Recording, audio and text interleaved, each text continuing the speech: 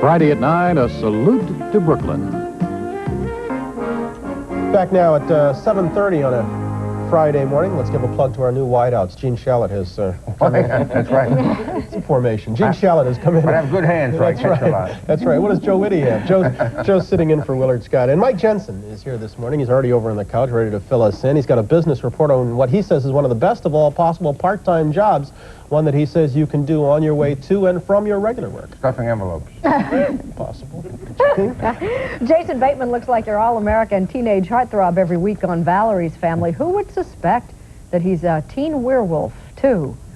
We'll talk about it in this half hour. Didn't Michael Landon do that one? And Dr. Art Uline concludes what's been a most informative series this week on the state of the art of diagnosing heart disease. Let's get to the news desk and John Palmer. Thanks, Bryant. Budget negotiators on Capitol Hill will try once again today to break the deadlock on the deficit. But even as they continue to work toward an agreement, the Graham-Rudman budget axe is about to fall. The White House is expected to order $23 billion in across-the-board budget cuts into effect at the end of the day, regardless of what the negotiators do on Capitol Hill. In southern Spain this morning, there was a very happy and a very emotional reunion for the 5-year-old daughter of a Lebanese millionaire who was kidnapped 11 days ago. Police stormed the house where she was held and they rescued her.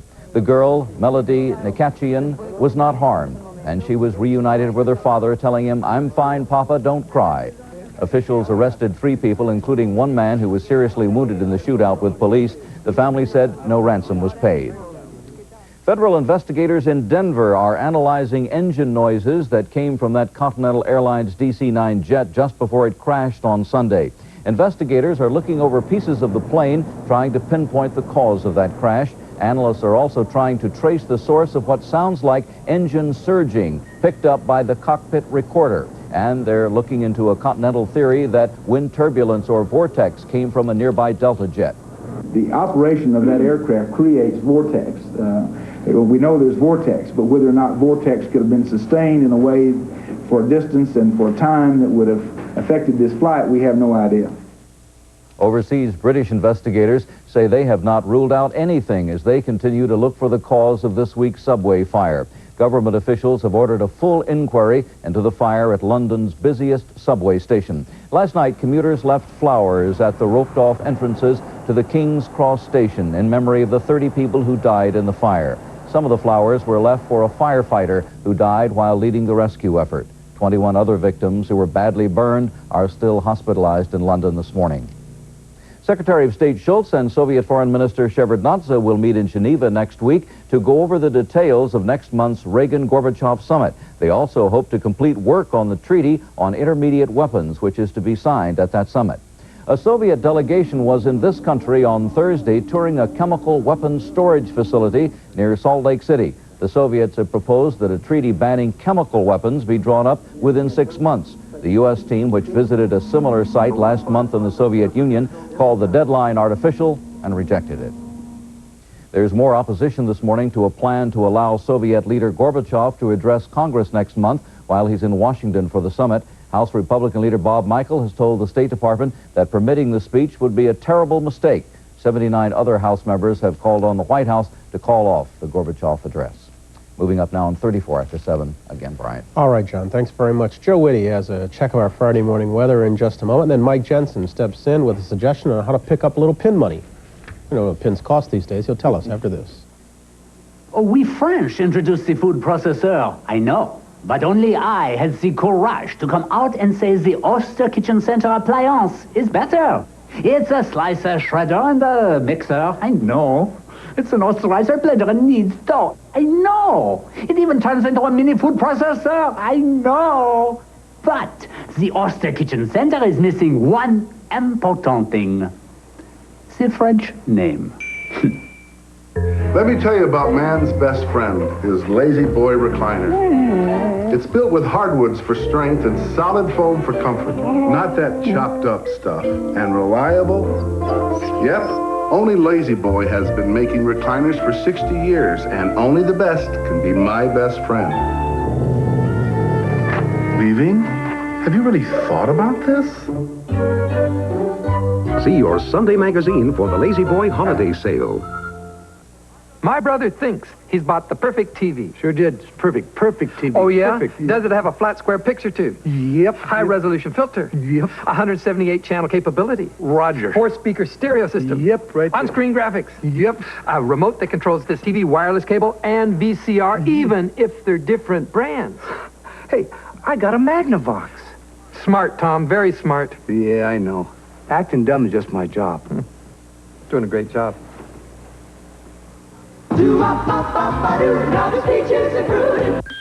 Oh, I know. It's fruit and... Oh, it's new, and it has all these luscious peaches. Sing it again. New peaches and fruit. With all these peaches, it's easy to forget. You're gonna love it just for the taste. Sweet sun-ripened peaches, fat raisins, crunchy almonds, and high-fiber flakes. Introducing a peachy new post-fruit and fiber cereal. I knew that. Tastes so good, you forget the fiber. You're gonna love it just for the taste. Fresh off of his ski report from NBC News at Sunrise, Joe Whitty joins us for a check of the weather. That's right, and you're fresh off to Europe here pretty soon, aren't you? Oh, that's right, yes. We're leaving a little bit later. We're heading off to do 3 programs from Europe with the armed forces, one from the Mediterranean, one from West Germany, and one from England. Well, it's going to be a bit windy and cold when you get there, but certainly not as cold as what it's going to be over the weekend in New England. Maybe we won't go. Maybe you want to stick around, go back up to college? Boy, it is going to be cold on Saturday, the coldest of the season for parts of the Northeast.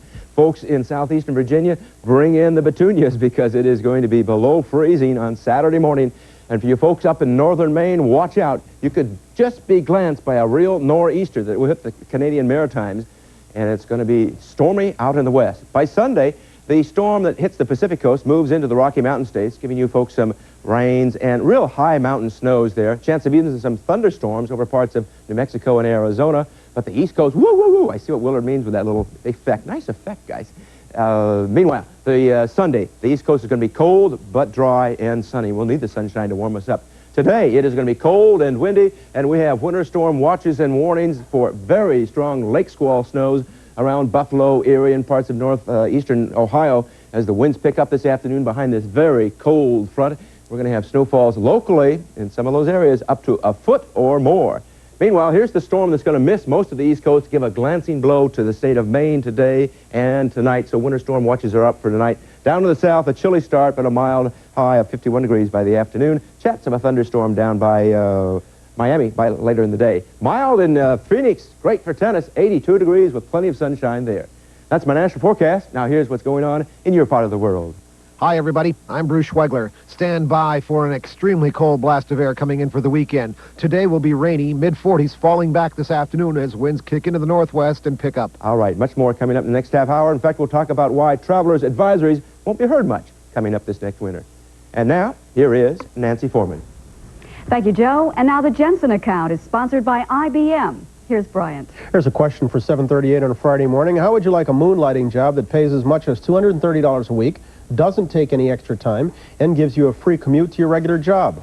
Well, Mike Jensen, our chief financial correspondent, says he's found such a thing. Good morning, Mike. Good morning, Bryant. This is a very unusual moonlighting job, and it solved a major problem for a company in New Jersey that needed more employees during its peak workload. So it recruited some of its customers to help out.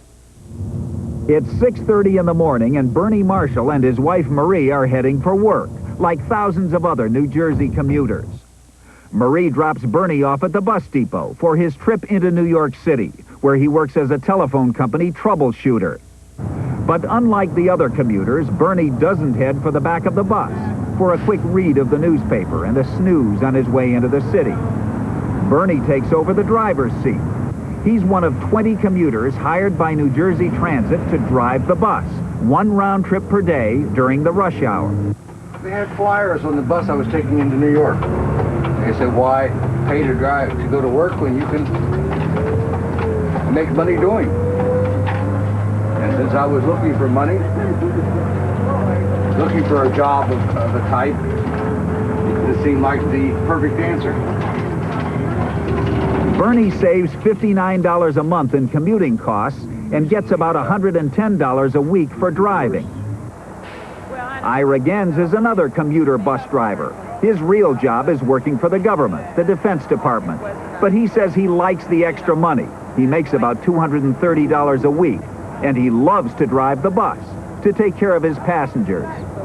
travel, sometimes I have to keep it warmer than I like because I know back there it's cooler than where it is in the front. I try to work with these thoughts in mind. Be fair. He has an added advantage, though, in that he knows what it's like to be a commuter, so he relates to his passengers to a greater extent than a normal driver might. Heinle says there's also another benefit for the passengers and for the company. Well, it helps us to keep the fares down. The average cost of a regular driver, including benefits, costs somewhere around $20, $21 an hour. The average cost of a part-time driver is somewhere around $10 an hour. As part-time driver Bernie Marshall finishes up his day's work at the telephone company, his mind starts drifting toward the bus depot. At 4:30, he makes the switch, puts on his New Jersey Transit tie and vest, and heads for his bus. Then it's the long drive back to New Jersey.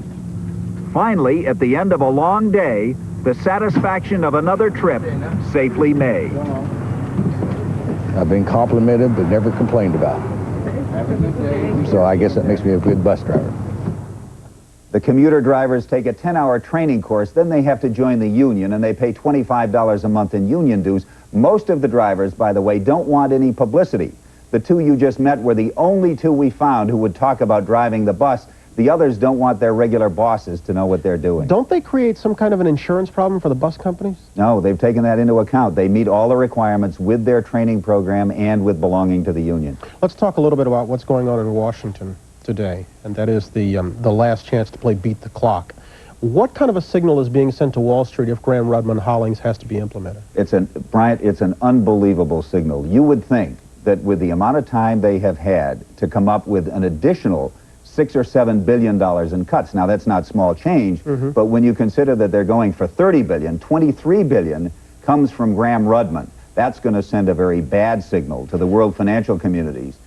But haven't those communities been pessimistic all along? I mean, what's likely to be the reaction today and perhaps more importantly next week if nothing's done? Yes, they have been very skeptical about whether or not they'd be able to come up with anything in Washington, but it is still a bad signal. It may not trigger an immediate massive sell-off, but the perception that the rest of the world has is that the United States is this profligate country, overspending, undisciplined. They can't come up with any way of saving that money, and this would reinforce that impression. But you do see a sell-off coming. I see a sell-off coming, sure. It's not going to be 500 points. It's not going to be like Black Monday on the 19th.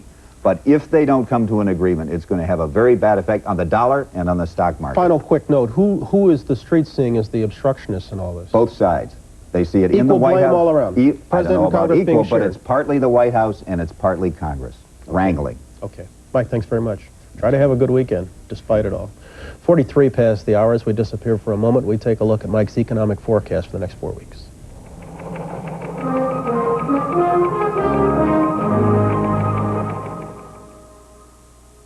Take it for one. 7 years ago, McNeil Hospital was perceived as a sick institution.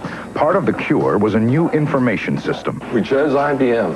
Our relationship with IBM has been very much a partnership. Check first. We depend on their equipment and their software 24 hours a day, 7 days a week. The computer has freed the nurse from doing paperwork to doing patient work. Oh, I like that smile.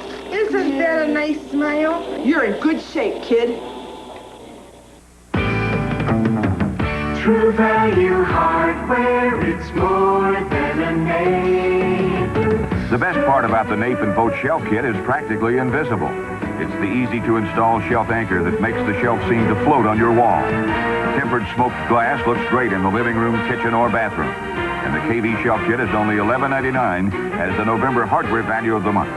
Look for the banner at participating True Value hardware stores. The beautiful colors of a color tile room. Make them yours now during the final week of our big 34th anniversary sale. This is your last chance to get store-wide savings up to 70%. Save on this exquisite vinyl floor tile, only 79 cents. This handsome mosaic tile, just $1.29. Beautiful floor ceramics, only 55 cents. And elegant oak parquet, just 49 cents.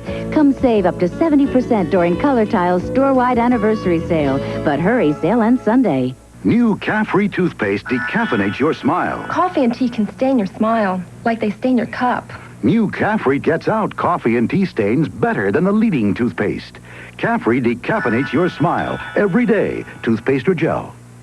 Finally, there's an extra strength antacid without all that chalky taste. Introducing extra strength Maalox Whip. Extra strength relief and smooth, creamy taste. New extra strength Maalox Whip.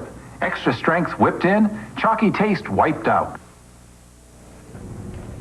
Jason Bateman at 18 has enough acting credits under his belt to make a middle-aged matinee idol envious. Valerie's Family is his third TV show, and now his first feature film is out.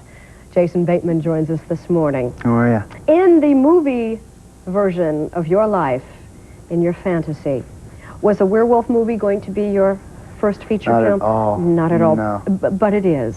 It is, and it was sort of scary because we didn't wait so long and turned down a few projects before we did finally arrive at Teen Wolf. I suppose mostly for the reasons of creative control. We got a lot of creative control. And who's this we we're talking about? My father and I. He's also producing the film. Yeah. And it seemed like good timing, and it was also it seemed like a nice thing to bridge a gap between a situation comedy and a motion picture career. Teen Wolf 2, T-O-O. T-double-O, yeah, as in also. You join a distinguished pantheon of former werewolves in movie history. Like who? Who else has played werewolves in the course of their careers? I suppose the first one to come to mind would be Mike Fox. He did the first one. And Michael Landon. Lon Chaney, I suppose, a long time ago. Did that make it easier knowing that a lot of other pretty good people had done it too? No, I never really thought about it. I mostly just thought about it from the makeup point of view because I'm sort of interested in all that stuff. From the makeup point of view? Yeah, you know, the appliances that they put on your face and things like that. We've got a clip to look at where we kind of see a glimmer of some of the appliances, but not a full-out wolf. Why don't we play the clip? Okay. I've always been amazed when actors can make their blood vessels lurch and stuff, but how do you get your forehead to do that? Well, it took a lot of work. No, that was just a foam piece that they put on my forehead with a couple of bladders underneath it. Nothing to it. Some guy behind me going... Everybody knows your sister is also in the business. Yeah. And she once said recently that having a role on Family Ties and getting to go to work where it was so much fun, and on top of that they paid you money, was just unbelievable. Isn't that what people generally think of what you do, that it basically is just a whole lot of fun for a whole lot of money? It is for the most part, and it is a lot of money, but what people really usually don't realize is that the hardest work, I think, for me at least, is after you leave the studio. You know, you've got to, if you're not in a good mood, you've got to be in a good mood for your public. And you're always Jason Bateman. You're never just this regular kid. You can't leave it at the set. A guy with the TV career you've had at such a young age, have there been, if there have, they've escaped my notice, but have there been disappointments? Well, sure. People don't know when the disappointments were because for readings for films and stuff like that. The jobs you didn't get. Exactly, but you can't look at that like you're a bad actor. What about ratings? Do you have to worry about ratings, and if the ratings aren't so good, does that reflect on you personally? Well, there was a show a couple of years that I did called It's Your Move, where I was the lead, and it survived for about 18 shows, so it was a short-lived series, but it was fun, and it did go down the tubes, and it got the axe. But people don't really come yelling at you because there are so many people that go into a product. Well, especially when they turn around and they give you a role on another show, means that somebody still got confidence. I guess. Yeah. Yeah. Well, whatever brings you back next time, we'll look forward to it, Jason thank you, Jane. Regards to the family. All right. And we'll be back after this.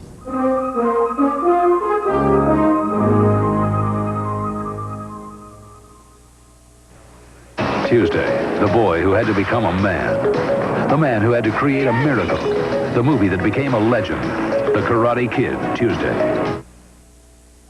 In Boston, so many of the season's most beautiful gifts come from only one place, Copley Place.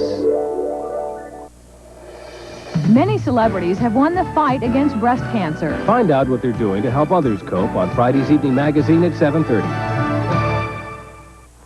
Jordan Marsh Super Sale. 20 to 50% off selected items store-wide. Now through Sunday. Hurry, our customers are going fast. Flying the Bay State, tonight at 6 on TV4.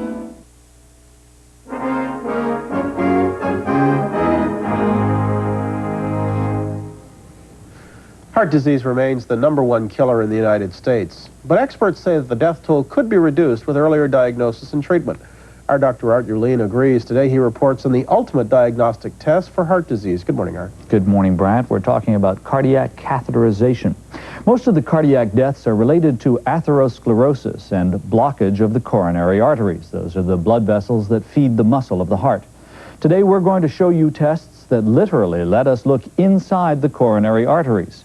Cardiac catheterization and coronary angiography. 45-year-old Dennis Sullivan has had 3 heart bypass operations already. When we taped him at the Arizona Heart Institute, he was being prepped for a cardiac catheterization because he had suffered severe chest pain again. This procedure would tell his doctors if the bypasses were still open. Dr. Sam Kynard will perform the cardiac catheterization by inserting a tiny hollow tube, the catheter, into an artery in Mr. Sullivan's arm, slowly threading it up until the tip of it reaches his heart. Then a small amount of dye, which shows up on an X-ray, is injected through the tube. The flow of the dye, which appears dark on the screen, outlines the coronary arteries. Their appearance is recorded in the form of a moving X-ray called an angiogram. By studying these images, doctors can tell if the coronary arteries are narrowed down or open at all. In Mr. Sullivan's case, the pictures will show if the bypasses that were put in earlier have narrowed down or stopped functioning. As the test for his left coronary artery begins, the dye flows only a short distance and then stops, as if it has hit a dead end. That's because only a small twig of that artery remains open in Mr. Sullivan. The artery has been closed down by atherosclerosis.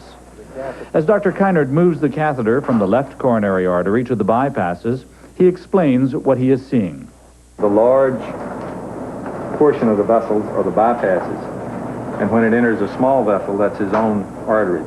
So the bypass is the large part that begin at the tip of the catheter and then end in the small vessel. After finding several still healthy bypasses, Dr. Kynard found one that appeared to be blocked. It's just a little nubbin because it's stopped up, so you don't see the dye go down the bypass. Before the procedure was over, 2 of Mr. Sullivan's bypasses were found to be blocked. However, because the major bypasses supplying blood to his heart are still open, Dr. Kynard believes that the condition is not life-threatening. Dr. Kynard summarizes Mr. Sullivan's test results for us. This is a picture of the heart.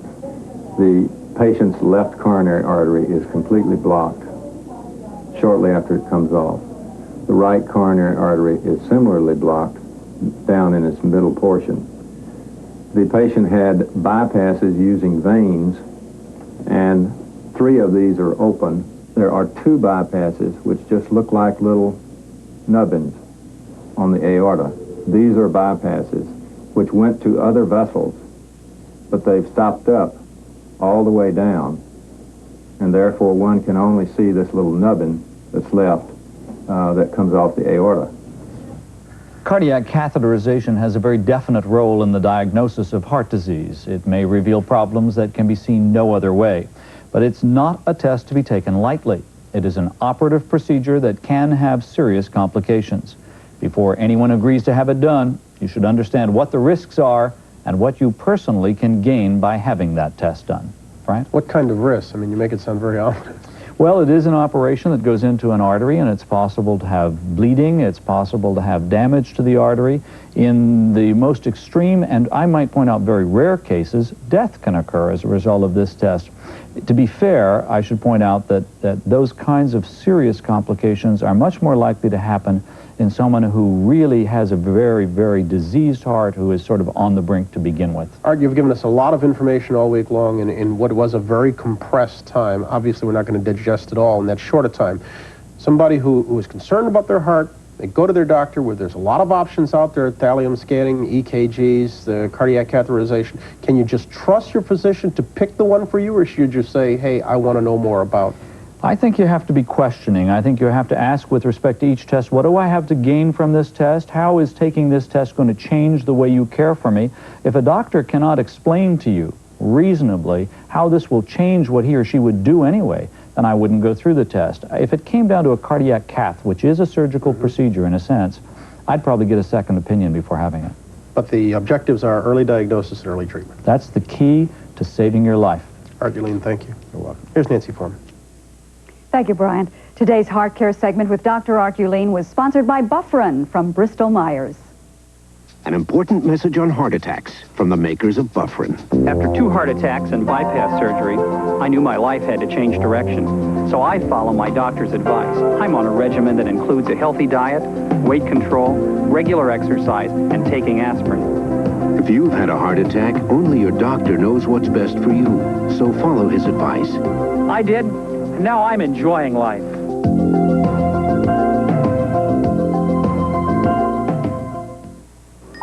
Put the power of an upright in the palm of your hand with the Royal Dirt Devil. It has a revolving brush, and it can handle all kinds of dirt.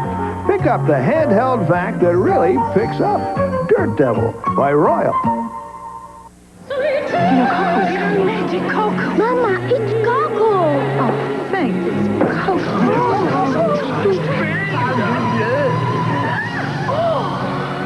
I'd give anything for another whiff of cocoa.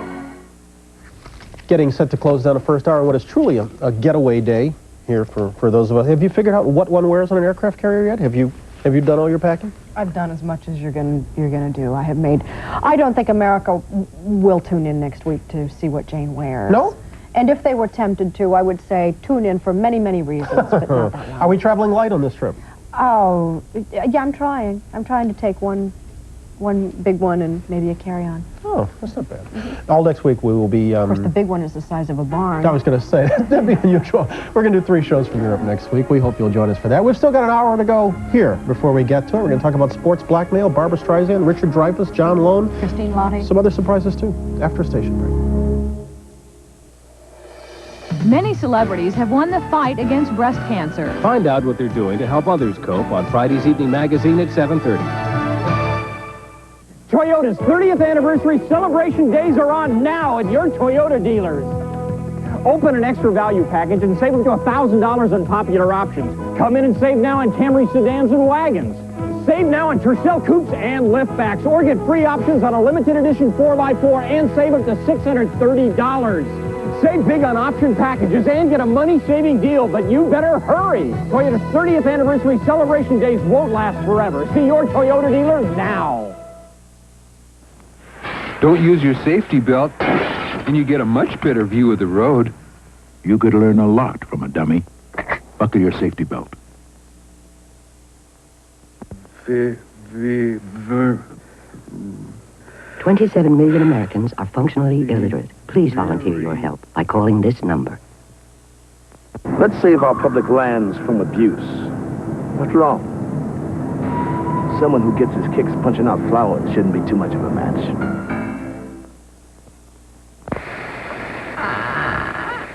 Those people couldn't live like this. You could learn a lot from a dummy. Buckle your safety belt. WBZ-TV for Boston.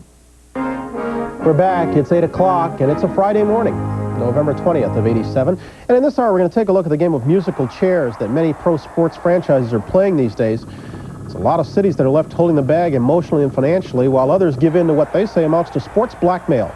But since every city's loss is another's gain and business is business, well, we'll see if that holds true when it comes to sports. And Barbra Streisand and Richard Dreyfuss, co-stars in the new film Nuts, will be with us in our second hour. We're going to be talking with our Gene Shalit. Forgiving, normal. We're back inside Studio 3B on this Friday morning here with Jane Pauley. I'm Bryant Gumbel. The budget negotiations and the game of Beat the Clock that's being played in Washington is our top story of this morning. John Palmer's going to give us an update in just a moment. Jane? You know from the title that a movie called Housekeeping is not an epic on the order of, say, The Last Emperor, but it's supposed to be a great little movie, and we'll meet the star, Christine Lottie. And then later we'll meet John Lone, star of the bona fide epic, The Last Emperor. And Father Andrew Greeley is back with his new novel, his 15th. What's the name of the other film? Housekeeping? Housekeeping. I like that one. 8:01. Let's go to the news desk. Here's John Palmer. Brian, Jane, thank you. Good morning again. President Reagan says he will order $23 billion worth of automatic spending cuts today. Mr. Reagan says he will put the budget-balancing Graham-Rudman-Hollings law into effect even if White House and congressional negotiators do agree on an alternative deficit-reducing plan before tonight's deadline. The two sides failed again last night to reach an agreement, saying they needed more time to work out details. Earlier this morning on Today, House Minority Leader Bob Michel told Jane that Wall Street and world financial markets should be patient in their reactions to the deficit talks. Well, I think they ought to certainly take some measure of comfort in what we're doing because, as we indicated, we get a 2-year agreement that's going to be meaningful savings, and as the backup, frankly, the sequestering goes into effect and the automatic cuts will take place, and with those folks, they seem to want the expenditures down with a minimum of taxes, and that's what they're going to get. Neither Democrats nor Republicans like the automatic cuts because they affect programs across the board. Chief Economics Correspondent Irving R. Levine is in our Washington studio this morning. The report on just what will be cut and what won't be cut in the new law. Good morning, Irving. John, good morning.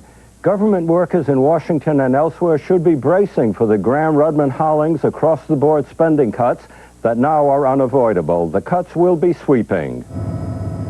In Pentagon spending, cuts of 10.5%. Most other government spending from the White House on down would be cut 8.5%. Soldiers' pay would not be cut, but money for fuel for Navy ships in the Persian Gulf would be. Recipients of Social Security and of poverty program benefits are exempt from the cuts. Workers in the Internal Revenue Service, the State Department, Customs, and all other government agencies would have less money for everything from travel to office supplies.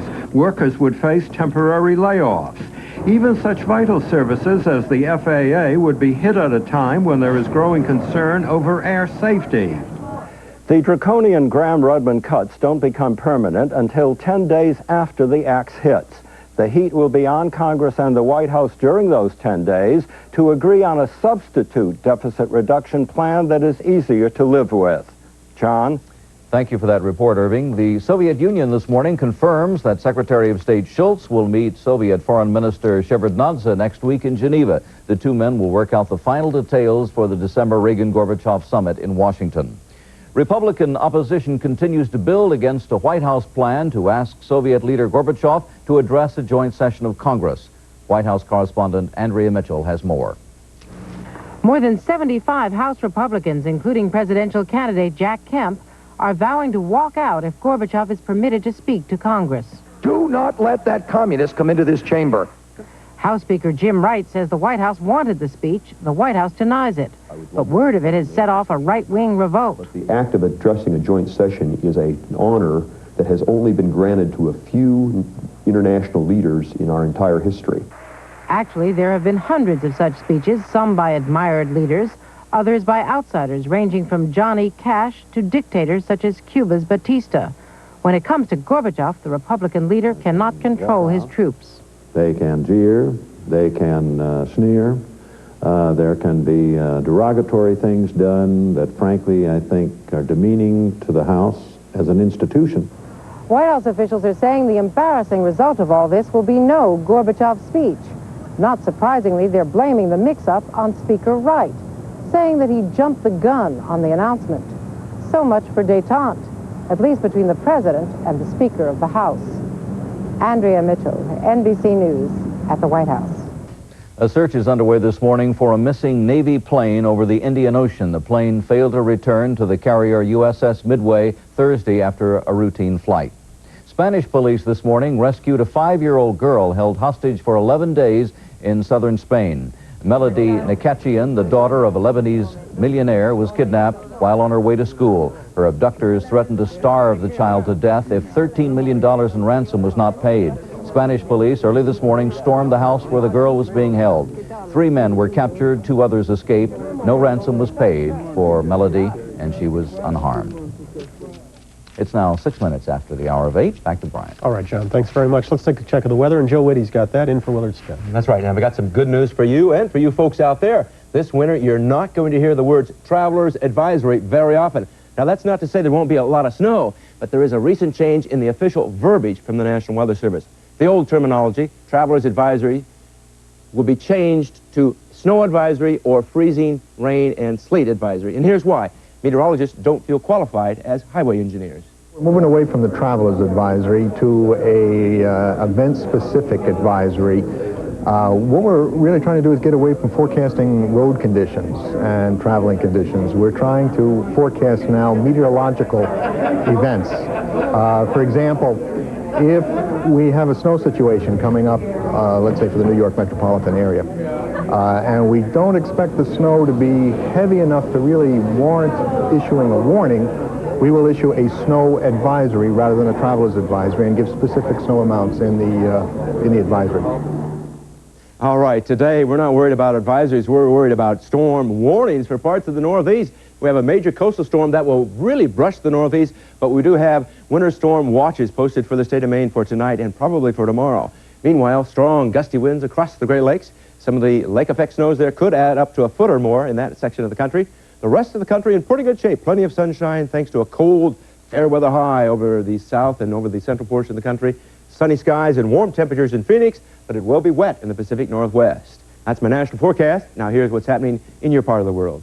Good morning, everybody. I'm Bruce Schweigler. It'll be rainy and in the 40s today, falling back late today as winds shift into the northwest and increase, and really frigid air pours in our direction. Some snow this evening. Much more coming up in the next half hour. And now here's Jane. Christine Lahti has been nominated for every acting award from the Academy to the Golden Globe, but always for supporting actress, playing opposite such notables as Richard Dreyfuss or Al Pacino, Mary Tyler Moore, Goldie Hawn, to drop a few names. Well, now she has the lead role, the starring role, in a film called Housekeeping. It's a Bill Forsythe film opening next week. Is this going to be the movie that makes Christine Lahti a household name? They were all supposed to do that. Oh. See, this is going to be the one, Christine. I don't know. I think it's not a blockbuster movie. It's a small movie and kind of offbeat, and I don't know. I really love this movie. If you've seen Bill Forsythe movies, Local Hero, Gregory's Girl, to say a small movie is a very nice thing to say. Yes. Yeah. You have a reputation for taking some offbeat roles. Who are you this time? I play Sylvie, who is an eccentric, to say the least. Some people might call her insane, but I think that she's just eccentric. She's a transient. She rides around in freight cars and has odd jobs around the country, and this takes place in 1952. And she takes in her two orphaned nieces. Right. She comes back to Fingerbone, Idaho, to raise her Fingerbone is a great town, to raise her two orphan nieces. Yeah. And the town can't quite tolerate Sylvie's ways. The nieces are a little perplexed, too. Yeah. We have a clip wherein the nieces are caught playing hooky by their aunt, but she doesn't punish them. How many takes did that scene take? A lot. Too many. You burned up a lot of curtains? Yes. Yeah, all right. Now, I'm supposed to be interviewing Diane Keaton. This role was originally intended for Diane Keaton? Right, and then she dropped out, and it was at Canon Films, and then I took over, and it was at Columbia. Will she be gnashing her teeth? Oh, I don't know. Yeah. Why is it that, or is it that, sometimes actresses are put into a category with others, like you might be in the, sort of a Diane Keaton type? Does it work that way? Yeah, I think it's something really profound and complex, like tall and brunette. Who else is in the tall and brunette category with you? I guess Sigourney Weaver is tall and brunette. Oh, poor thing. Yeah. Wouldn't mind being in that category myself. Bill Forsythe, it almost gives you co-directing credit. What does he mean by that? Well, he's very generous, and it's not quite accurate. I coached one little girl one day, really. They weren't trained actresses. They were cast because they were so close to the characters themselves. And I just coached this little girl because she couldn't cry very easily, and I manipulated her and told her terrible things about herself so that she would cry. Wait a minute. Wait, seriously, you gave her acting tips, yes, or you reduced her to psychological blubber? I did that. Yeah, I did the latter. Yeah. She's laughing. I don't know about you. Are you ready? I mean, you're not, nobody's ever said you were mad. They have always said you were a great actress. Are you anything like Sylvie? Sylvie? At times, yes, I really could identify with Sylvie. A little touched. A little touched. I can't quite toe the line. You know, start to draw my own sometimes, and it doesn't quite fit the norm. Yeah. Well, good. It's important for the rest of us to know where the line is by people like you who don't toe it. Well, I guess. Yeah. Thank you, Christine. Thank you. And we'll be back in a moment. This is Today on NBC.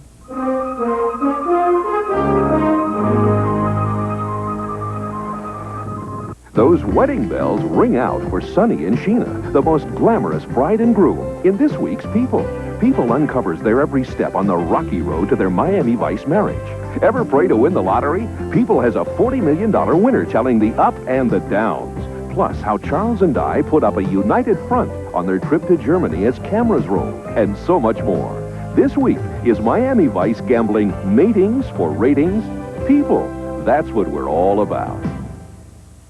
It's a giant! The Thanksgiving Big Green Flyer at Purity and Angelo's this week. Through Thanksgiving, we've got 18 to 22-pound Supreme Choice fresh turkey for 59 cents a pound. And Supreme Choice is the best quality fresh turkey money can buy. And we've got 3 super coupons. A 5-pound bag of gold medal flour for 39 cents. A dozen large eggs for 39 cents. And 1 pound of Smithfield bacon for 99 cents. So from all of us in the Purity family, happy Thanksgiving. You are so beautiful to me. Beautiful.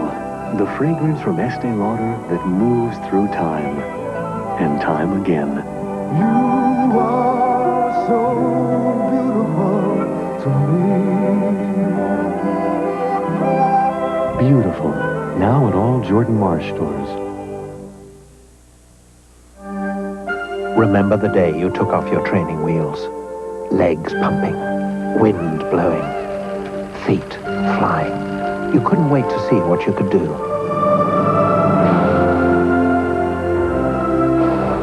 If you're ready to feel that way again, then you're ready for the new Audi 90. Your Greater Boston Audi dealers invite you to test drive the new Audi 90s at your earliest convenience.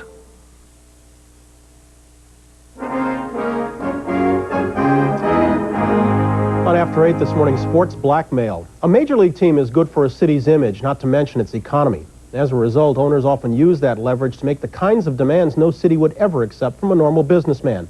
The Los Angeles Raiders are one of pro sports' most successful franchises, for example, but the Raiders are also one of the most mobile. Just 5 years ago, the team moved to Los Angeles from Oakland. Now the Raiders are ready to move again. This time their destination, Irwindale, California. We didn't go into this thing for economic benefits. We did it for community recognition and for the challenge of it. Increasingly, city and stadium officials around the country these days are finding themselves facing ultimatums. Play ball with the owners or else. Example, Miami, where Joe Robbie made good on his threat to move the Dolphins out of the Orange Bowl. Or St. Louis, where even fans have now given up hope of keeping Bill Bidwell's football Cardinals in town. Or who can forget Baltimore, where Bob Irsay used the dark of night to try to hide his shame as he moved the Colts for richer pastures in Indianapolis. Small wonder officials say owners are out of bounds. We don't have enough money in the county and the cities for law enforcement, for street resurfacing and things of that sort. Though NFL owners are the most frequent abusers of sports power, basketball and baseball owners have made similar moves, or at least threatened them, in towns from New York to San Francisco. Not surprisingly, for every city that balks at an owner's demands, there are dozens of others. Dozens waiting to jump in and meet those demands because pro sports is big business. If I have a football team and you don't, I'm going to get more business than you are. Phoenix is one of the cities currently wooing the St. Louis football Cardinals. Phoenix Mayor Terry Goddard is at our NBC affiliate KPNZ-TV this morning. He has offered the football Cardinals $10 million to move to his city. Mr. Mayor, as I say good morning, why don't you tell me, why are the Cardinals worth that? Good morning.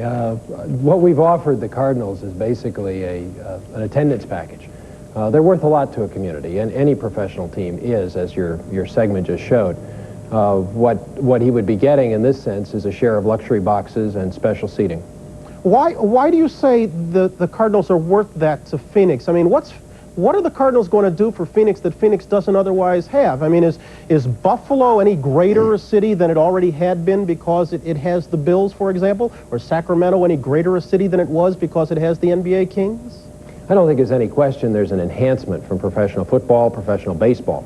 Right now, Phoenix is the largest market in the country that doesn't have either, so we're definitely interested and we're definitely in the market.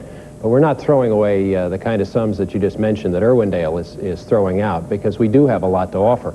But we feel it offers not only direct economic advantage, but it's very important in promoting our community around the country. We've gotten tremendous economic payoff from the Fiesta Bowl in Tempe, which is one of the New Year's Bowls, and really helps out our general state and our economy. Let me add that Irwindale is offering to assist Al Davis, the Raiders owner, in the construction of a $100+ million stadium that he would then keep after it's paid for. Let me go out to San Francisco, where Bob Lurie is the owner of the San Francisco Baseball Giants. He's our affiliate KRON-TV in San Francisco, where voters recently rejected plans for a new stadium. Good morning, Bob. Hi, Bryant. You said you'd move if you didn't get a new stadium. You're now going to make good on that threat? It wasn't a threat, Bryant. I'd sure like to clear that up. I was just trying to, in the form of trying to be honest, and I said, if it doesn't pass, what are you going to do? I said, we can't stay at Candlestick Park after 1994 when our lease expires. So I'm planning, and I'm going to investigate the peninsula south of San Francisco and communities there to see if we can work out a deal to have a stadium built. Let me be real blunt about this, Bob. Yours is a private enterprise, right?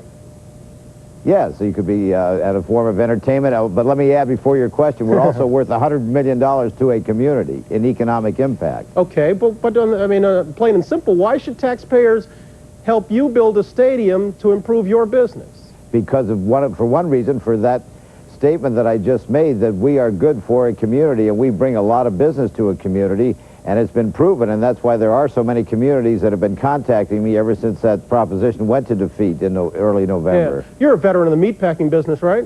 No, oh, thank you. That was somebody else many years ago. I'm in the real estate business in San Francisco. Would you ever ask the government to assist you in any form of improving that business?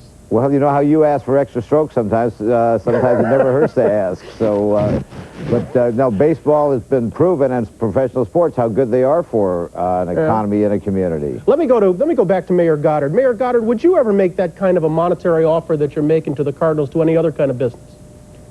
Well, let's bear in mind that the revenue offer that we're making to the Cardinals in conjunction with Arizona State University is the revenue that's generated by that team. We're not putting taxpayer dollars into the pot for Mr. Bidwell. The stadium that we're talking about building in Phoenix is with private dollars and very minor city assistance in terms of relocating the water lines and the sewers. Okay, but you're competing with some other towns for the Cardinals, among them Memphis, Baltimore, Jacksonville. Don't you worry about being used by the Cardinals to up the bid elsewhere? Well, absolutely. We don't want to be raiding other communities, and we'd much rather be in a position of expansion, either baseball or football. But, you know, we're interested. We don't make any disguise about that fact. We just met with the commissioner of football yesterday to tell him that we were interested. And so we're in a competitive environment, and we're going to make our best offer. Bob, to your credit, out in San Francisco, you have stated your desire to stay in your area. But, I mean, as an owner who looks out there at what some of the others are doing, don't you find it at all embarrassing, some of the demands you're seeing? No, well, maybe some of them are, but all I can look at is the situation that we have in San Francisco and what we're going through, and I have made a commitment, if all possible, to keep it here. I know some of the offers that are out there that I've been intimated to me by other cities, and they're fantastic. As you see it, though, what are an owner's obligations to his city? Well, I think we provide an awful lot of entertainment and a lot of money to a city, and I think in my particular case, the one in San Francisco, we were going to try to build that stadium with private funds, and down the peninsula, while the cities will contribute something, the counties or whoever we deal with, it will be hopefully primarily done with private dollars. So I think that's a good answer to your question. Mayor Goddard, final note, just as Bidwell's turning his back on St. Louis, what makes you think he won't ultimately turn his back on Phoenix?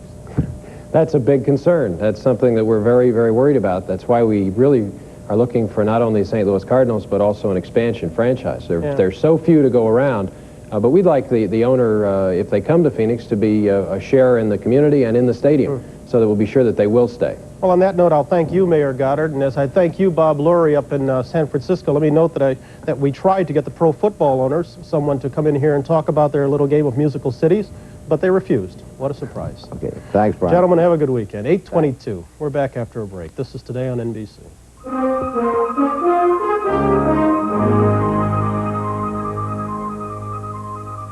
Welcome to Sitmar class. Welcome aboard.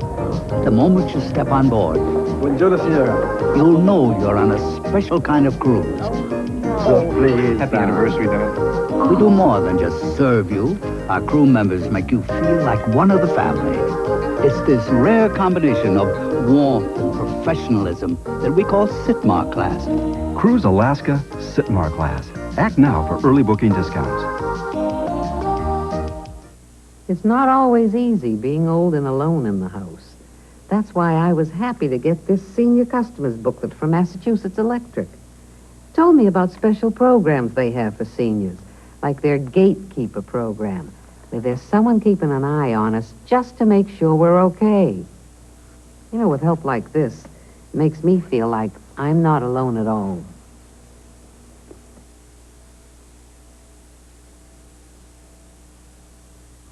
New Hampshire's Senator Gordon Humphrey. Let me tell you why I'm supporting Jack Kemp for president. In 1980, Jack Kemp said the answer to economic stagnation was a 30% tax cut. Jimmy Carter attacked the idea. George Bush called it voodoo economics. But Jack Kemp persisted. And in 1981, President Reagan signed the Kemp-Roth tax cut into law. Jack Kemp was right. Lower taxes created 14 million new jobs, a record in peacetime. Now the Washington insiders are after your paycheck again. They say that passage of the biggest tax increase in history in 1982 wasn't enough. George Bush and Bob Dole supported that tax increase. There's a big difference between the candidates. When Jack Kemp becomes president, the tax increase game will be over. Jack Kemp. If he wins, we all win. Getting itchy yet for the plane? Antsy? Itchy? Antsy? Antsy? Yeah. That's what you get on the plane, not before you get on it. We still got a half hour business to conduct. Don't go away. 8:24. We're going to have a station break here. If you're part of a family or you've been thinking of starting a family, you have to watch the Jay Leno Family Comedy Hour next week. Then you can plan the family right after the show. An all-new special Wednesday. This is the boardroom to one of many rather unusual Bay State companies. They provide employment to thousands, pay millions in taxes, and manufacture hundreds of valuable products. So what is it that makes them so unusual? Gentlemen, let us begin. Join Eyewitness News money reporter Greg Stone and learn that just because their products say made in America doesn't mean the profits stay in America. Buying the Bay State, a special series tonight at 6 on WBZ-TV 4. This is an Eyewitness News update. Good morning, I'm Randy Price. Bruce Schwegler says dramatic changes in the weather this weekend. He'll have his report coming up. And squatters on the campus of MIT were arrested this morning. Those squatters have been there protesting for a number of weeks now. A rape victim talks about fears for her safety following the accidental release of her convicted assailant. Donald Adams had been serving time in Norfolk State Prison on an unrelated charge. When that 7-year term expired, he was released. Prison officials did not know Adams had just been sentenced to a new 12-year prison term for raping an Everett woman. I just can't believe that. I still can't believe that he's out of jail. You know, I fought so hard to get him into jail. A big win for special needs kids who won their battle yesterday to play Little League Baseball next season. The National Little League office had ruled the Brockton athletes ineligible, but then reversed its decision after intense pressure from the public. Rich Kirkland standing by now with an update on traffic. Okay, Randy, not a very fun morning at all. We have a tractor-trailer that is stuck. It's too tall for the Callahan Tunnel. They're going to shut down the tunnel, shut down the ramps leading to the tunnel, let the air out of the truck's tires, and then back him out. But right now, you just can't get into the Callahan Tunnel. It'll be like that for probably another half hour or so, and really going to mess up downtown traffic. Also, an accident here, VFW Parkway by West Roxbury High School, and an accident here has got traffic backed up from about Burlington into Linfield, into Wakefield, I should say. Very slow going, 128 southbound. For Eyewitness News, the first edition, I'm Rich Kirkland, Metro Traffic Control. Here's the winning daily number, 7107, Tri-State 583-2227, and Rhode Island 6333. Holy Cross completed a perfect 11-0 season last night, defeating Villanova 36-9. Larry Bird is doubtful tonight against the Sixers in Philadelphia. He's still on the injured list. We'll have the forecast next.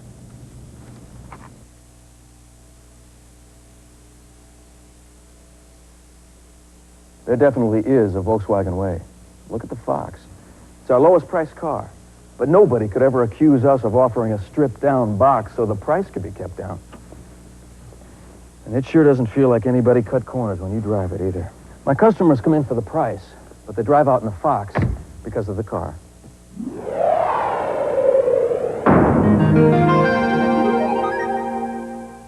Picture yourself in one of these magnificent furs.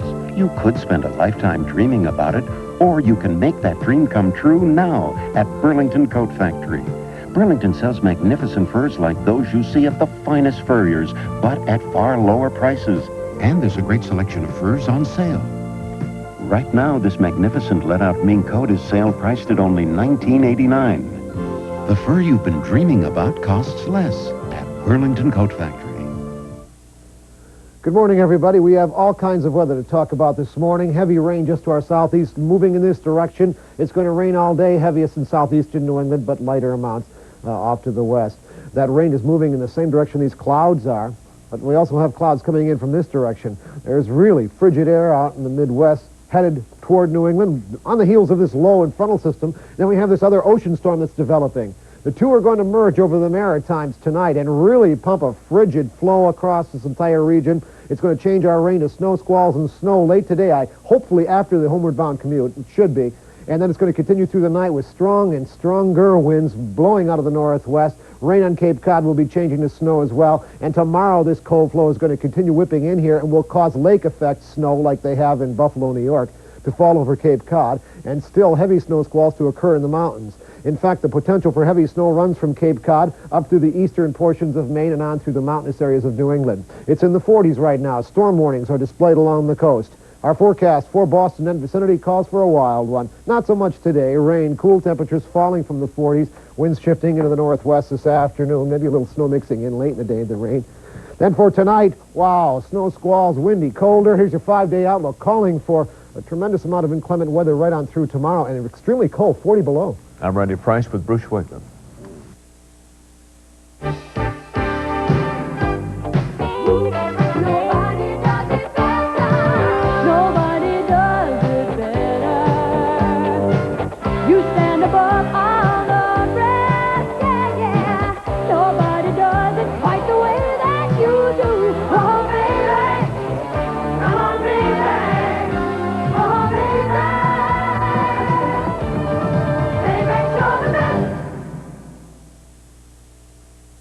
On Friday, life's most embarrassing moments.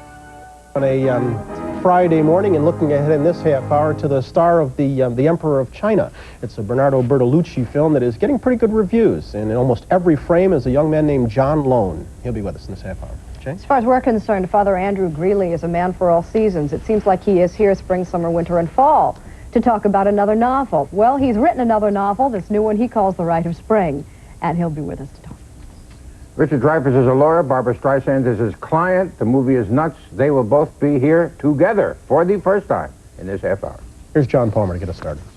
Thanks, Bryant. The White House is expected to order sweeping budget cuts into effect today, $23 billion worth of reductions under the Gramm-Rudman law. Even so, negotiators on Capitol Hill continue to work on what they hope will be a better plan to cut the deficit on this, their last day to do so. Financial markets overseas are growing impatient, with brokers watching the deficit talks going right down to the wire and the automatic cuts about to take effect. I think a lot of people are now scared that Reagan in particular and the Republicans are actually going to take the soft option and just take the simple Gramm-Rudman cuts, which will be perceived as a failure. It's stumbling, politics are entering into it. I think most people have just stood aside from the market now, are waiting to see the agreement when it comes out. In Spain this morning, police carried out a safe and dramatic ending to a kidnapping that began 11 days ago. 5-year-old Melody Nakachian, the daughter of a Lebanese millionaire, was reunited with her parents after police stormed the house where she was being held. Her kidnappers had threatened to kill her unless they were paid millions of dollars in ransom. But officials rescued the girl and arrested 3 people in that raid. They're searching now for 2 other suspects. In this country, this is a most happy day for another youngster. 19-month-old Jessica McClure goes home from the hospital in Midland, Texas, 35 days after her dramatic rescue from an abandoned well. Secretary of State Schultz leaves this weekend for Geneva, where he'll meet on Monday with Soviet Foreign Minister Shevardnadze. The 2 men hope to put the final touches on an intermediate weapons treaty. They'll also talk more about next month's Reagan-Gorbachev summit. In Denver, investigators have moved the wreckage of that Continental Airlines DC-9 into a hangar where they continue to look for the cause of Sunday's crash. Federal officials are trying to analyze what they believe is an engine surge picked up by the plane's cockpit voice recorder. And in London, the British government has ordered an inquiry into the fire at the King's Cross subway station. There is still no word on the cause of Britain's worst subway fire, which claimed at least 30 lives. And the full Senate is to vote today on the nomination of Frank Carlucci as the next Defense Secretary. Easy confirmation is expected. It's now moving up on 33 after 8. Bryant, have a good trip. Thank you very much, John. We'll miss you. We won't see you for about a week. Have a nice Thank you. day. I could still get a ticket. And, No, that's all right. Somebody's got to, you know. We'll talk to you. All right. Okay, we want somebody. Have a good trip. Well, you know what I mean. Joe Whitty has a check of the weather. Checks in the mail. Well, Joe Whitty has a check of the weather in just a moment. Then Gene Shalit talks with Barbara Streisand and Richard Dreyfuss. That's after this. Dad, this Christmas, don't hint. Just come right out and tell your family if they give you a Lazy Boy recliner, they'll never, ever have to buy you another tie as long as you live. My wife gave me this one.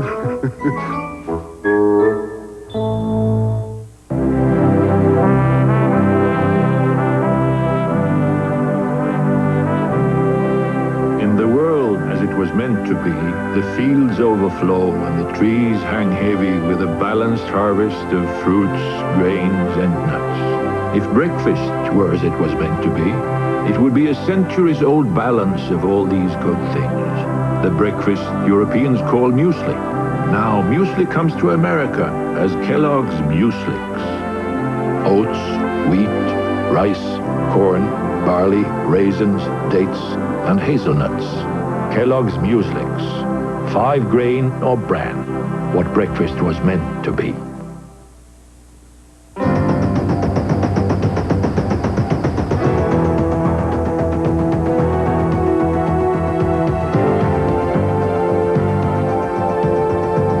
I put everything I've got into whatever I do, and this job definitely demands everything I've got. You demand the best from yourself. We believe you have a right to expect the same from others. Coldwell Banker. Expect the best. A member of the Sears Financial Network.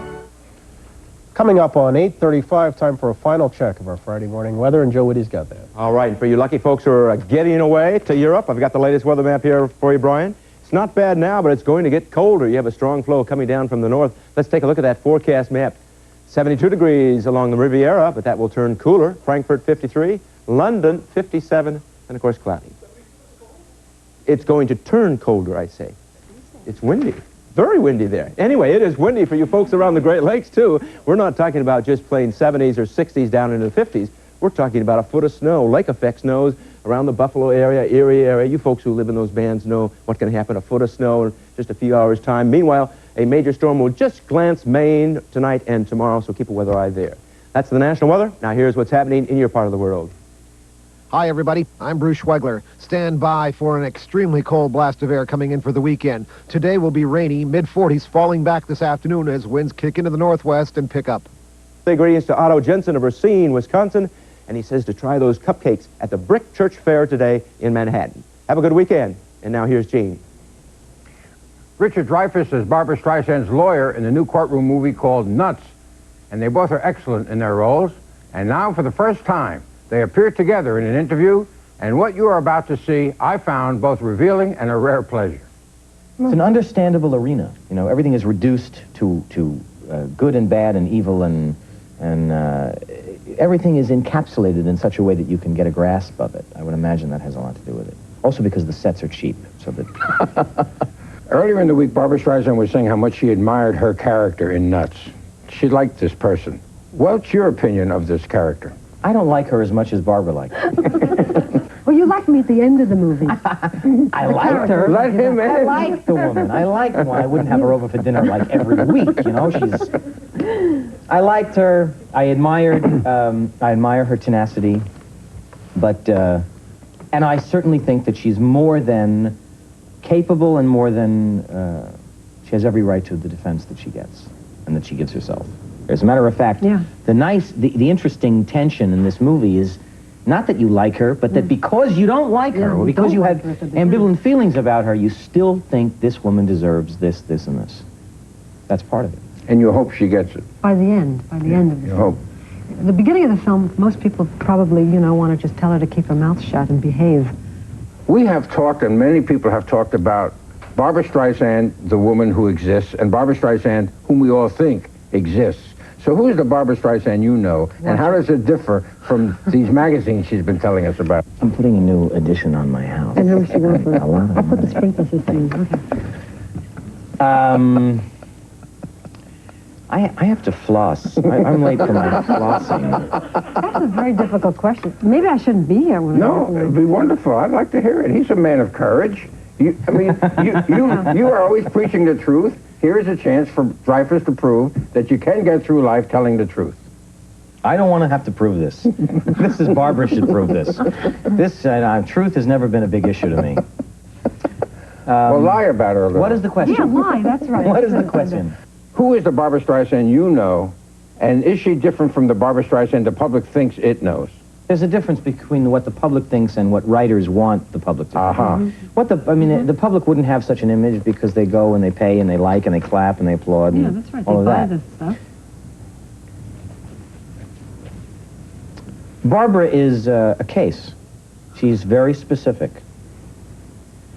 I think if there is one thing that you can say is a common denominator to all movie stars, especially female movie stars from the time of the beginning of the motion picture business, is that they are, as opposed to the other actresses, they are definite. You can see a clear line around Katharine Hepburn's personality, and Bette Davis's personality, and Joan Crawford's personality, and Jean Arthur, and Barbra Streisand. That is what sets them apart and what makes them compelling for us to watch them. When you observe anything under close scrutiny, you can start to argue and say, well, I don't like that, and I don't like the way Hepburn is feisty or confrontive or sensitive or whatever. And so people might argue with facets of Barbara's personality, or the personality that she gives off. But what Barbara is definite. And because she's a woman, we take issue with that in a greater degree than if she were a man. If she were a producer, star, / director of the male gender, we would accept all of her eccentricities in a much more forgiving, normal, unquestioning way. The fact that she is a woman brings all of those things out in very sharp relief. And that's why we're here, in a sense, discussing Barbara's personality. We wouldn't be discussing Marty Ritt's personality, or mine or yours. We would be discussing... That doesn't mean that I forgive her eccentricities, by the way. It just means that's the phenomena that we're discussing. Yeah. Okay? That's outstanding. Do you ever have to resort to a disguise when you go out? When I was doing one part, I put on a blonde wig, and it was for a movie called All Night Long. And I went to a country and western bar to study the people in the valley in California, put on a blonde wig and ridiculous clothes and many jewels and all this, you know. And as soon as I walked in the door, I was, oh, hi, Barbara. I thought, I don't believe it. Now they think I have this, you know, lousy taste, too. It doesn't work. Because before she walked in the bar, she checked the lighting for 2 hours. No, I couldn't do anything about that. Funny. Now, you don't take umbrage at Richard when he kids you about that? I mean, she's a perfectionist, Richard. She wants to be... Barbara's the hardest working person I've ever met in my life. Well, thank you. And the thing is, I care as much about how he looks as how I look, or any other actor. So how come he's in the dark the first 2/3 of... No. He's making a joke, folks. It's a joke, folks. Don't believe that. Good question. It was here. I'm Barbara. This is Richard. So, Your Honor. Your Honor. I just want to make clear to the public that at no time during Nuts do you hold your hand in front of Richard Dreyfuss's face. Show how that would be had you done that. This is Barbara Streisand. Why is that so familiar, though? And Richard Dreyfuss. And I want to just tell everybody, Nuts not being a comedy is a brilliant motion picture, and you are both outstanding in it. There should be a lot of envelopes being opened. Thank you so much. Thank you very much. Jane will be back with Father Andrew Greeley, another book from the good father, after these messages. She's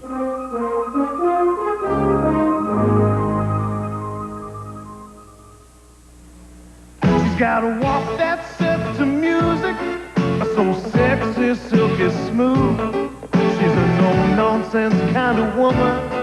You gotta watch her every move. No Nonsense Sheer & Silky has the same silky look and feel of some department store pantyhose at nowhere near the price. Her legs steal the show, but it's never an act. And if you whistle at her, she might whistle back. No nonsense. Well, if the attitude fits, wear it. I switched to Fleischmann's after Ed's last checkup. Heart disease. My cholesterol test said it was a real possibility. So Doc suggested a sensible diet. Turns out a diet low in fat and cholesterol with foods like Fleischmann's with no cholesterol can help lower Ed's cholesterol level. That's one way to help make his heart healthier. Took the test again last week. I'm down 10 points. Oh, and that does my heart good, too. Fleischmann's, part of a head start to a healthier heart. Champagne is now being served on the after deck. Lobster is now being served on the promenade deck. Colombian coffee is now being served in the starboard side lounge. No wonder so many people's preferences lean toward 100% Colombian coffee. It's the richest coffee in the world, handpicked by Juan Valdez. Gene Shalit calls him a one-man Book of the Month club. So, when is Father Andrew Greeley going to be taken seriously as a novelist? Maybe his 15th novel will do it. It's called Rite of Spring, and Father Andrew Greeley joins us this morning. Just so we can keep the record straight, you've written 100 and some books. I guess. 100, yeah. I stopped counting a long time ago. But in novels, this is 15. Right. Do you know you are only one novel behind Kurt Vonnegut? Well, I started a lot later in life than people like Kurt Vonnegut, so I have to play catch-up ball. Yeah, you have to type like the real Chicago Bears, fast. you know, I have to. It's a 2-minute drill. Yeah. So answer the question that I raised. When is Father Andrew Greeley going to be taken seriously as a novelist? Has it happened yet? I think it's in the process of happening, Jane. There's been some academic symposia in my fiction, and scholars are writing books, and I'm beginning to get prizes. So I guess that's being taken seriously. What really makes a difference to me is the people that read the books take them seriously. Do you long to be treated as an author when you are here talking about a novel? Or do you still want to be the priest? Well, I am a priest, and I'm a priest who writes stories, so I suppose it's fair enough to treat me as a priest.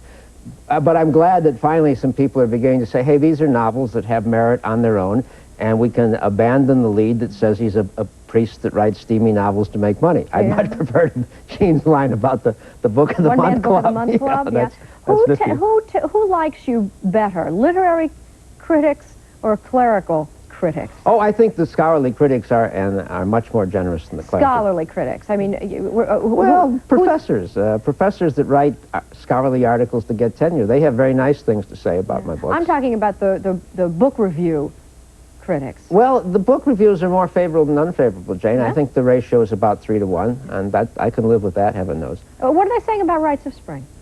They're saying it's a wonderful story, and that I set out to write an adventure story and a love story about rebirth and renewal, and make it as gripping a story as possible. And the critics are by and large saying, hey, this is a great story. So what's the story?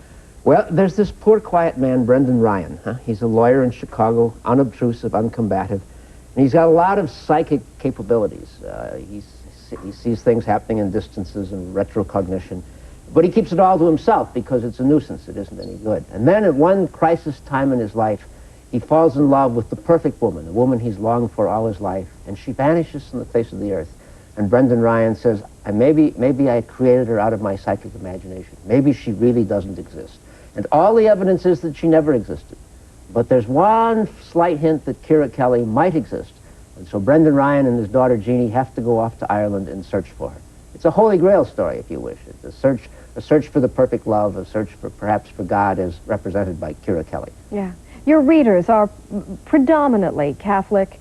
Well, they're women. About two-thirds Catholic, about 60% women, but then women read more novels than men anyhow, so that's not disproportionate. How many novels have you sold?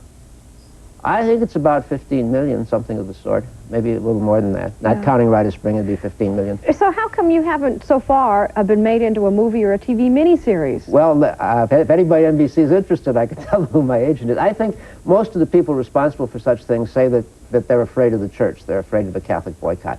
And so that's why they steer away from them. There's talk, particularly my next novel, Angel Fire, which is about the Archangel Gabriella, a woman angel.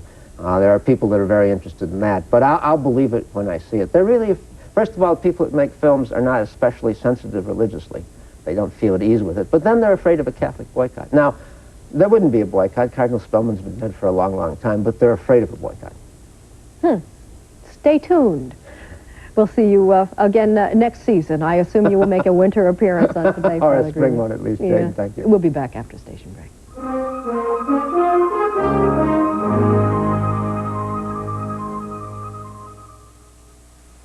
Monday, she fought to save 100 children. How will the little ones survive? Linda Lavin in a world premiere movie. I promise you won't be hurt. Lena, My 100 Children, Monday.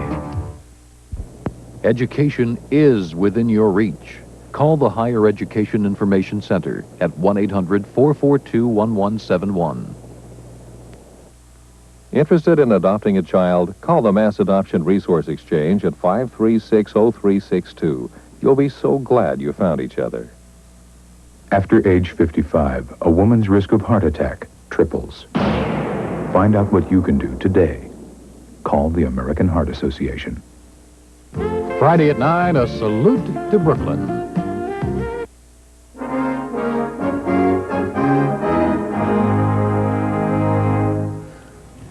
It may surprise you to know that the last emperor of China died a mere 20 years ago, back in 1967. His name was Henry Puyi. He and the history that surrounded him are the subject of Bernardo Bertolucci's newest movie, entitled appropriately The Last Emperor. Puyi was coronated in 1908, at the age of 3. Revolution effectively ended his reign in 1912, but his life as ruler within the Forbidden City walls went on. Marriage, at age 17, provoked his awareness of the outside world, yet Puyi's ideas of modernization did not agree with the political upheaval going on in China in the 20s. And so in 1924, at age 19, the emperor and his family were forced from the imperial palace. In an effort to regain the throne, Puyi sought help and protection from the Japanese, an error in judgment that guaranteed him imprisonment for war crimes at the end of World War II. He was released as an ordinary citizen of the People's Republic of China in 1960. Actor John Lone plays Puyi in The Last Emperor, a role that requires him to range in age from 18 to 62. And good morning. Good morning, Congratulations, too. Thank you very much. When you were first approached by Bernardo Bertolucci about doing this film, what'd you think, and why you? Well, first of all, I was just very thrilled to be able to perhaps work with him and to be in China. This combination I thought was very exciting. And I knew very little about the emperor's biography, so Bernardo was the first one to introduce me to this biography of the story of the emperor, and then we had a year and a half preparation together before we went to China and shoot it. When you get a hold of a role like this one that is obviously going to require an awful lot of work, because the film, I should add, is about 2 hours and 45 minutes long, and you are almost in every frame, what do you do with it? Where do you start? Well, you start with the obvious. The research, the written materials, and then the script, the objective, what we're trying to do. But all these are circumstantial, and it's the given, like in terms of aging, in terms of changing my character from period to period. But every role that I do from theater to film has always been most difficult to trying to breathe the character, the life into the character, and to be honest. And I find that it's accumulative of all these elements and then you have to put the heart and the mind into it. Were you allowed total freedom to define the character? Total freedom is a little difficult to describe, but the fact that Bernardo does work within a very specific structure, but at the same time, like he said, making film is like life, and sometimes it's full of surprises and changes. So There is freedom, but so it's give and take. Yeah. Pauley's story is historical, but this is not a historical film. No. I mean, who is Pauley from your perspective? What is he? To me, Pauley is just an ordinary man, an innocent, and literally got kidnapped by history. Destiny was chosen for him at the age of 3 to become the emperor.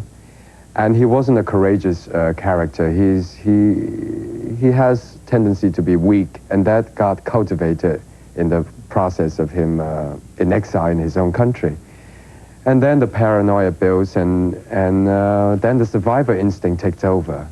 Yeah. And somehow he made it, and I think that's quite courageous. Let me show everyone a clip of your work, and this is the moment inside the Forbidden City when the Emperor of China is forced to leave the city where he's been a prisoner all his life. You're a Chinese American. Did the locals embrace you as their own, or were you as much of an outsider as a man named Bertolucci? I think was mutually fascinated of each other because I speak the language very well. I grew up in Hong Kong. I'm not familiar with the surrounding, but I felt parts of me were awakened when I was in China because it's all in me. So I had a most wonderful time. I got a privilege to meet a lot of people otherwise I would not have, and I went to their home, and we speak in Chinese, of course. Final question, have you considered what the film might do for you, for your career?